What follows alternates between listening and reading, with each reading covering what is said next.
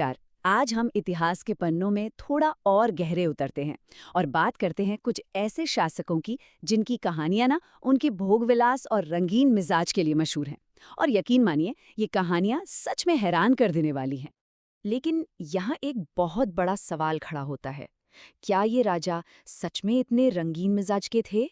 या फिर कहीं ये सिर्फ उन्हें बदनाम करने की कोई साजिश थी? चलिए, आज इसी पहेली को सुलझाने की कोशिश करते हैं। तो ठीक है, सबसे पहले उन चटपटी और सनसनीखेज कहानियों पर ही नजर डालते हैं जो पीढ़ियों से चली आ रही हैं और इन राजाओं की एक खास, कह सकते हैं, रंगीन इमेज बनाती हैं। अच्छा, तो इस लिस्ट में जो पहला नाम है वो है राजा सुलेमान का। और वो क्यों जाने जाते हैं? अपनी पार्टनर्स की एक अविश्वसनीय संख्या के लिए। जी हाँ, उनका नाम तो जैसे कहानी ही बन गया है। और वो संख्या है 1000। हाँ, सही सुना, 1000। ये कोई मजाक नहीं है। सोच कर देखिए, ये नंबर ही इतना बड़ा है कि यकीन करना मुश्किल हो जाता है। तो ये 1000 का आंकड़ा आया कहाँ से? इसमें शामिल थीं 700 पत्नियां और 300 उपपत्नियां।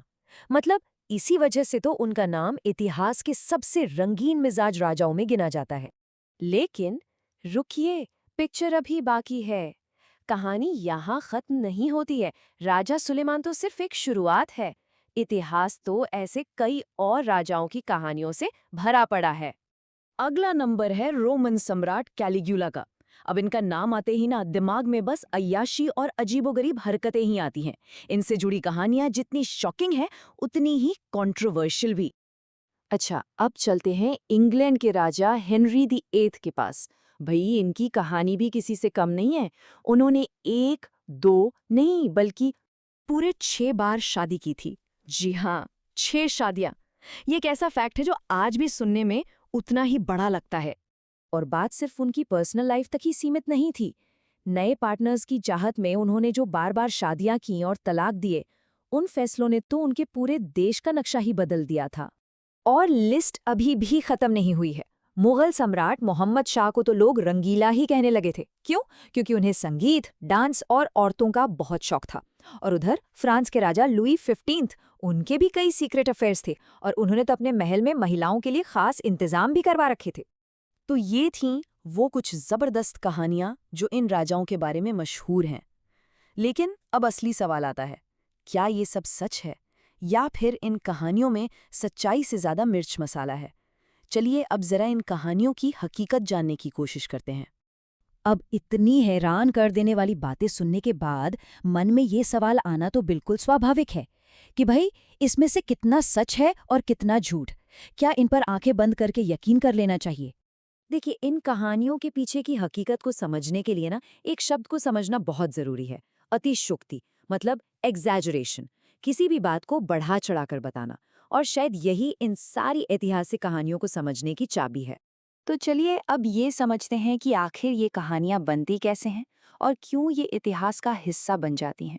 तो जो सबसे बड़ी बात निकल कर आती है वो ये है कि ज्यादातर हिस्टोरियंस अब ये मानते हैं कि इन राजाओं के बारे में जो किस्से कहानियां हम सुनते हैं ना, उनमें से कई बहुत ज्यादा बढ़ा चढ़ाकर बताई गई हैं। असलियत शायद कुछ और ही थी।